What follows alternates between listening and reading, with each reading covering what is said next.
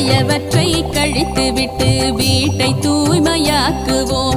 நல்லெண்ணம் பொங்க அகமும் புறமும் தூய்மையாக்குவோம்.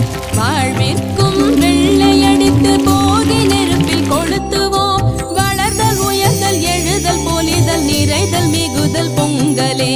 பொங்கலோ பொங்கல் போகி பொங்கலோ